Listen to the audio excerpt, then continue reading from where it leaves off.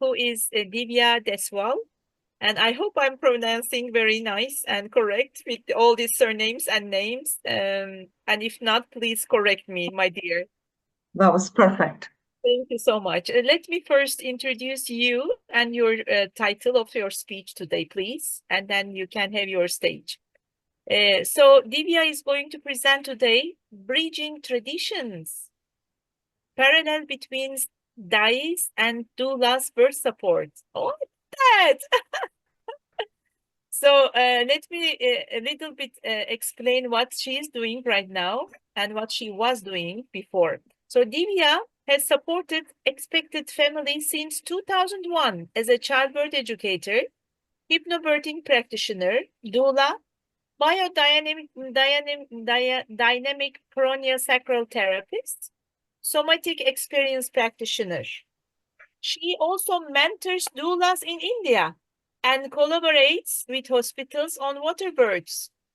Inspired by her first birth in 1996, she works to create a positive, empowering maternity experience, uses hypnosis, birth art, and movement. A PPNE graduate with APA, and she has studied prenatal development at the University of Minnesota, founder of the Doula Collective.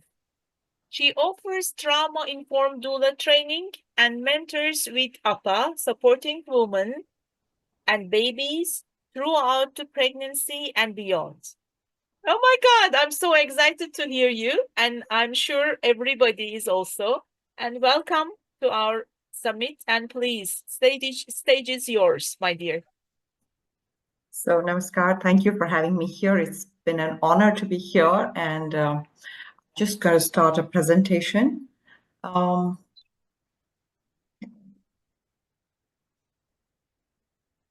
Hopefully, you can see me, or at least see the presentation. When I was given this opportunity, my heart went out to my mentor. So I want to, this is a tribute to the work of Janet Chawla. The paradox is that I'm an Indian who studied in the US for her doula training and Childbirth Educator. And Janet was an American in India studying the indigenous midwives' Dais. And it is, I think it's divine coincidence that she and I met in 1999. I was having my second baby. My children changed me. I'm a civil engineer. My children changed me. And I think that is a common story for a lot of women. And it ignited this passion of supporting women, which has been at the heart of everything I have done so far. So whatever list you read was about that. Janet Chawla brought home the fact that we have a very rich tradition of birth support. No woman in this country ever gave birth alone. It wasn't about pain, it was about a new life, it was about celebrating. There was singing. There actually folk songs were made around the pain and moving through it. And she worked in many parts of India. So the thing about India is that it is large and it is really diverse. And every little area has its own cultural traditions around birth. Now, when we look at traditions, traditions are supposed to be rituals that bring the science, the logic, the evidence to common people.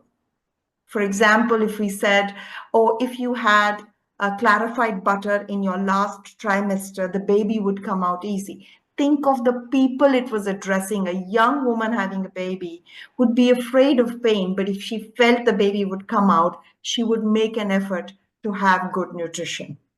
So there were these word plays that are done in our culture where birth moves from here, which is a more Western idea of evidence and informed decisions, but it's up here to somewhere here in your heart and then maybe even lower, and the stories that are told. My own birth was influenced by my grandmother-in-law's story, who told me about how women in the villages would walk to a private place, have the baby, and walk back. With that in mind, when it was time to birth the baby, I walked to the delivery room and I walked back. And when others hear of this story, they cannot imagine, and it tells me that somewhere their story or their narrative is about pathologizing or medicalizing birth. So it is my great honor to bring some of the work of my mentor, Janet Chawla. And I want to fold my hands and bow my head and give tribute to her. The way I've done it is we all know what doula work is. It's not something new. I mean, everybody understands the work of a labor support person. So I have taken quotes from her book called Hearing Dais Voices, and I will draw similarities of how this wisdom comes to us from their bodies. They're uneducated women who apprentice with each other and learn the art through their own body. It is a lived, embodied experience. It is not something that you learn from here, but it's something that our hands and our hearts are learning. I'll draw some parallels to begin with, and then I'd like to tell you what we might take from them that is a little bit missing in the current way that we practice. So the quotes, I'm going to read them in English, but I'm going to use words that come from our culture, from the villages, and I'm going to try and explain it. Now, the beauty of this metaphorical wisdom is that it's not literal. It's not to be translated, but it has to be experienced or understood or felt. And I'm going to ask for your indulgence to read it in the way that I see it. So the book that I am quoting, I have probably one copy, and I don't think how many are there, I don't know. It's called Hearing Dais Voices, and it is a report of her research in 1999, around that time, in an organization called Matrika, and she has put it together.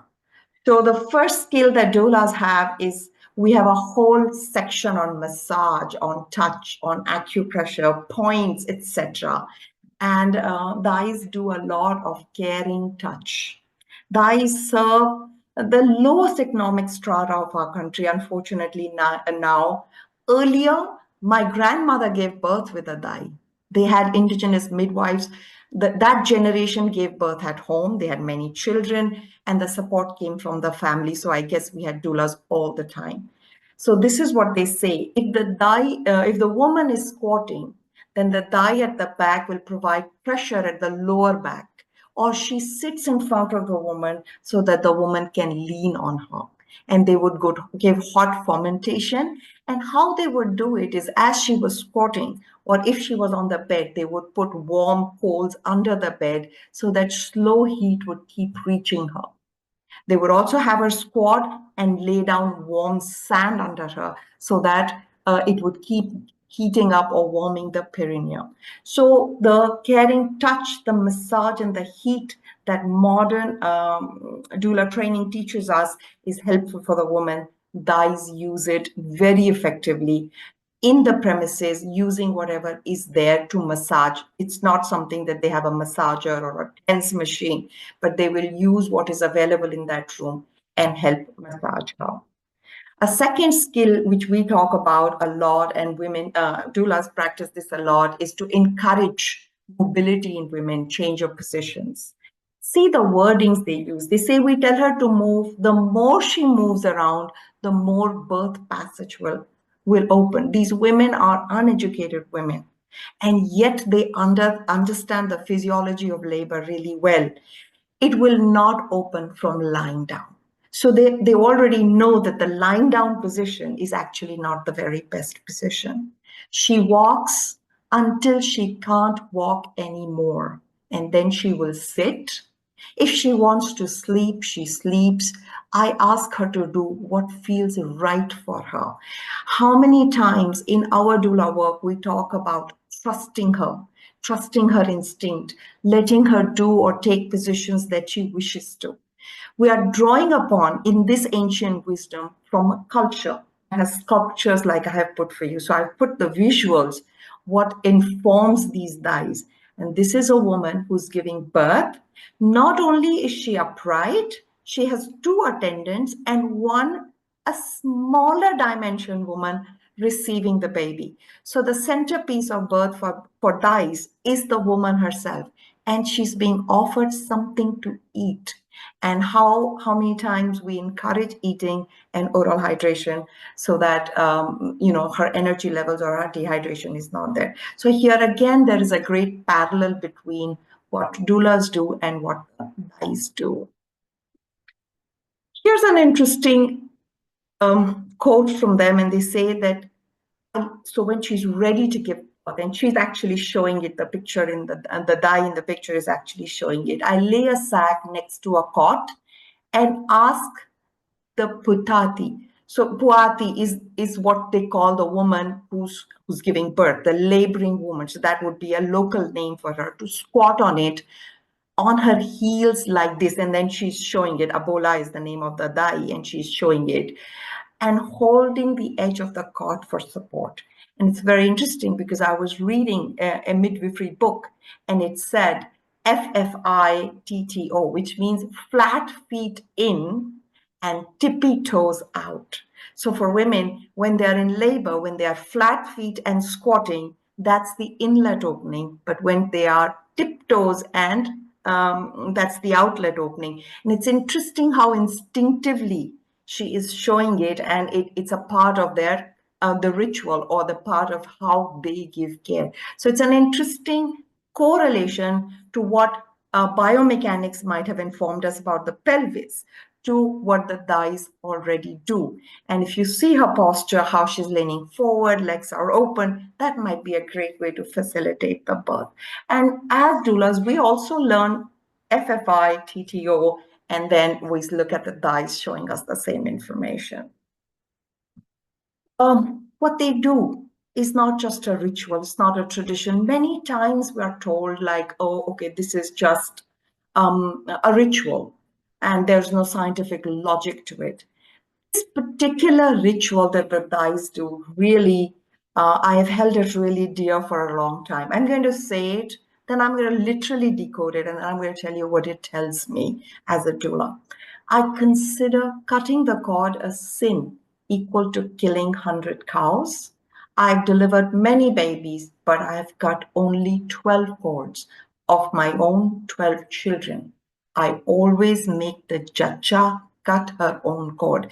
Jacha is the name given to the laboring woman, the pregnant woman in Punjab, state of Punjab.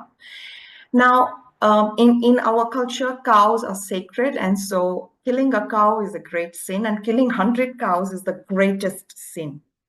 Think, while we might read this particular quote saying that, oh, this is really superstitious, or this is somehow limiting in nature of sin, good or bad, but consider if the Dai wants the mother to cut the cord, what would be the position of the mother? And she would be upright. So birth is happening in an upright position. If the mother is supposed to cut the cord, where would the baby be? That baby would be in the mother's arms. And if the mother were to be cutting the cord, what would her state of mind be? It would be focused on the baby and she would be present. So by a simple ritual of saying, well, nobody will cut the cord, the mother will. We've given her an upright position. We've given her the baby next to her. We've given her presence to cut the cord, and we've delayed the cutting of the cord. It's not like the baby will jump in her arms and she will cut the cord. So simple ritualization is going to make sure that the baby and the mother's needs are well met by this very simple idea. And this idea is not scientific. It has not been researched. No logic has been put. But this wisdom is passed from generation to generation of Dais, ensuring that the mother and the baby stay together, birth is upright, and the baby has a delayed cord cutting. So I just wanted to show some of the things that they did. If we were to just adopt them, they would meet all the needs that we have for today's practice. This is a beautiful sculpture. I have something similar in my own room here. And this talks about the care that they give. So the main words used by Dais is dhire, dhire, dhire, which means slowly, slowly, slowly. How many times as a doula in a birth room, I have looked at the mother and said, take it easy, relax, slow it down. So it's something that probably comes naturally in terms of birth, in terms of supporting women. It is not something that is a skill that can be learned. Imagine learning dhire, dhire, dhire with your brain. Then you're thinking slowly, slowly, slowly. But that's not slow. You need to feel it in your body to say slowly. You have to slow it down in your mind and in your body. And then she goes on to say that Ajacha talks to us of things she does not share with her mother or mother-in-law. The Dais are very well aware of the need of that relationship that we as doulas talk about in our prenatal meeting.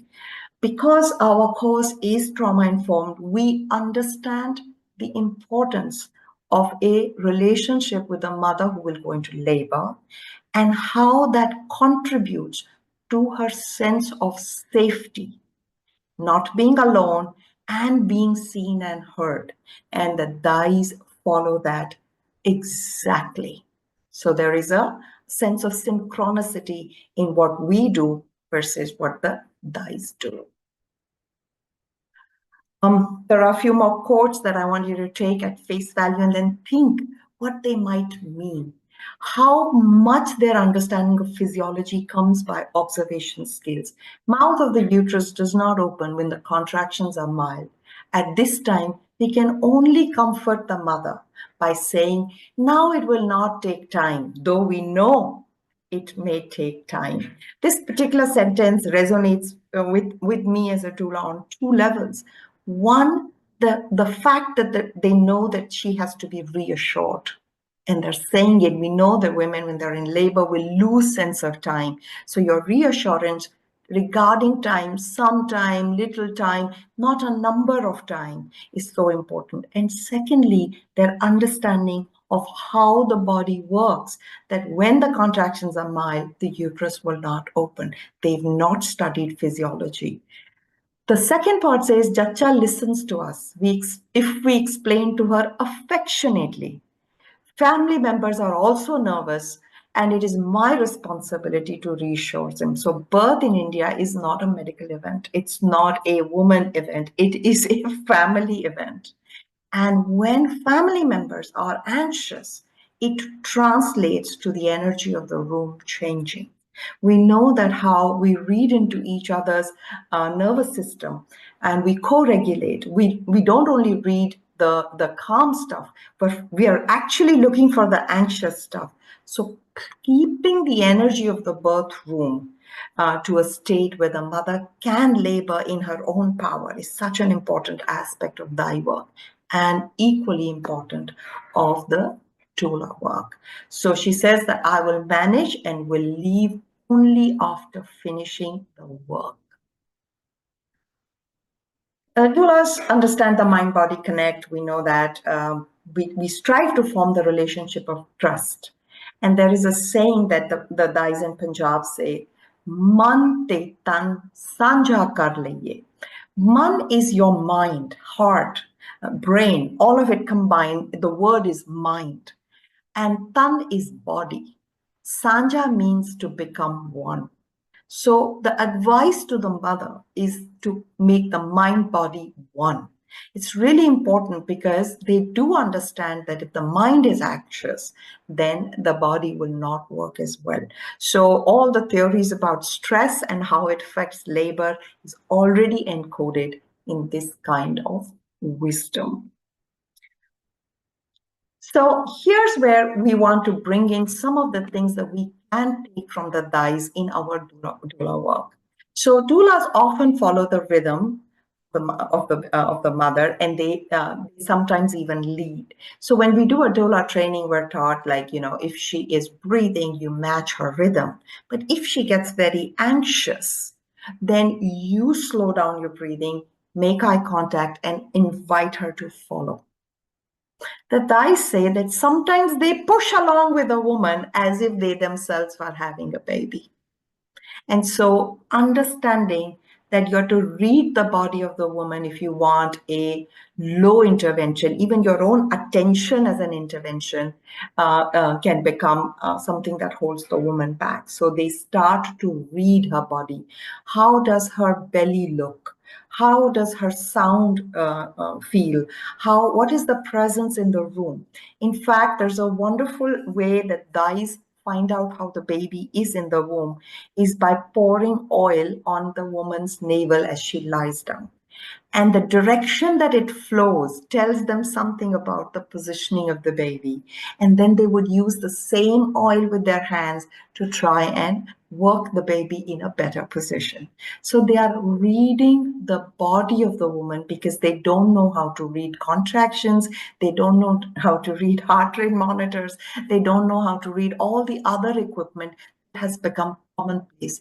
So if something we can do other than seeing the rhythm of her breathing and lead and follow, if we also start to look at how she talks, her emotional landscape, what sounds she's making, is she getting irritated with the phone ringing? It tells us something how her labor is progressing. If we see how she moves, rather than trying to figure out where the baby is in the pelvis, how is the baby rotating, if we start to see her body moving, we may also be able to know a little bit better what might help her. So the Dais read the body, and this is a skill that we can learn from them by observation. They also use a lot of metaphorical language and ritualizations simply because they're not educated, they're not using the cognitive way. Now, the Western education has taught us to give information, to give evidence, to present pros and cons, but they are functions that happen in our cognitive minds. Birth is when that shuts down. We're encouraging her to move into her primal self. So they would do rituals like if they find that the labor is not progressing well, they would open her hair, they would open locks, they would open doors. It's a metaphor of opening up. If we can start to get out of our own heads of saying, oh, her labor's not progressing, what might be wrong with it? And go into a little bit of a language that's a story, that is a metaphor that resembles something else that might help her get out of her head and back into her body. The language they use around the placenta is called fool. Fool is a flower. And the baby then becomes the pul, which is the fruit. So the flower and the fruit go together. That is why they don't cut the cord. That is why they use the placenta to revive the baby. So Thais bring a lot of these symbols. A common symbol for fertility would be a downward triangle. This is drawn by the Thais. And it shows how she is worshiping the earth with blood. That's how they're invoking the goddess that comes from under the earth to sprout the seed up and to allow birth to happen. So, a little bit of a spiritual aspect in our own work will encourage them to look at the divine. And so that's where I want to take attention for Thais. We have become far too intellectualized in the work we're doing. Physiology sees bodies as systems, digestive system, endocrine, but the Dais see the body as nadis, which is similar to the meridians. So they see energetic channels, what is being blocked. If we don't look at this from the caregiver's, like a care provider's perspective, but we look at it from a caregiver's perspective, our hands, our bodies, our eyes will become tools that we will take to birth. I'm taking this a little forward. I want to show you a film. There is a quality about Dais and about doulas. If we drop everything else, we will be able to see. So I want to show this little clip. Sorry. Have I reached my time? Yeah, No, it's this okay, is but about to finish. It's a minute long. That's it. perfect. Please go on. Right. So this is a film that is taken from a documentary about Dais, and then there is a clip from a scene where I am supporting somebody, and I want you to pick how we look alike at first.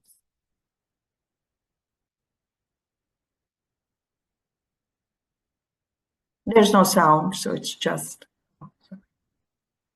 is it even working? No. Yeah.